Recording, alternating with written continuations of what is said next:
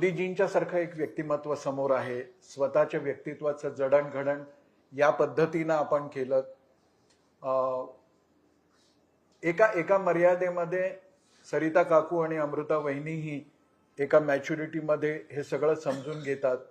पण मला नेहमी एक प्रश्न कुटुंबातला घटक म्हणून पडतो की एका उमलत्या वयात हे तर सगळं दिविजाच्या कानावर पडतच असेल, तिने कसं स्वतःला त्याच्यामध्ये सांभाळून घेतलं, त्या बाबतीत आई, आजी, बाबा यांच्याशी तिचा काही संवाद असतो का, आणि तिला कशा पद्धतीने प्रश्न पडतात, आणि एक पिता म्हणून तुम्ही त्याचं उत्तर कसं देता? खरं म्हणजे मी गमतीने नेहमी असं म्हणतो की आमच्या घरी सगळ्यात मॅच्युअर कोणी असेल तर दिविज आहे. क्या बात. कारण आता तिचं वय 15 आहे, पण या वयामध्ये जी प्रगल्भता तिच्यामध्ये आहे, म्हणजे आपण बघितलं असेल की आत्ता मी मुख्यमंत्री जेव्हा बनणार किंवा सगळं चालू होतं, माध्यमांनी तिला प्रश्न विचारले, आणि अर्थात अशा वेळेस अनेक वेळा क्रूर प्रश्न विचारले जातात, अडचणीत येणारे प्रश्न विचारले जातात.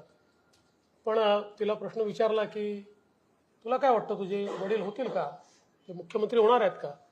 तिने सांगितलं जो होईल तो महायुतीचा होईल आणि नेते ठरवतील तो मुख्यमंत्री होईल. तर त्याच्यामुळे मला असं वाटतं की ही जी प्रगल्भता तिच्यामध्ये आहे, तिला यातलं अंतर समजतं, आणि तिला हे माहिती आहे की अशा प्रकारे राजकारणामध्ये टार्गेट केलं जातं, कधी अद्वा बोललं जातं.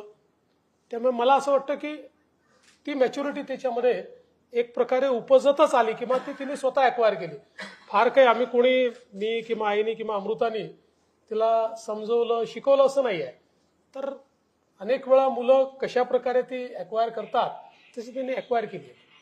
खूप आशादायक गोष्ट आहे. याचा अर्थ फडणवीसांच्या कुटुंबात तिसरी पिढी आता नेतृत्वासाठी सिद्ध व्हायला लागली असं म्हणायला. याचं एक तुम्हाला सांगतो की तिला यायचं असेल तिने जरूर यावं, पण माझा स्वतःचा समज असा आहे की फडणवीसांच्या कुटुंबात राजकारणामधला शेवटचा मी.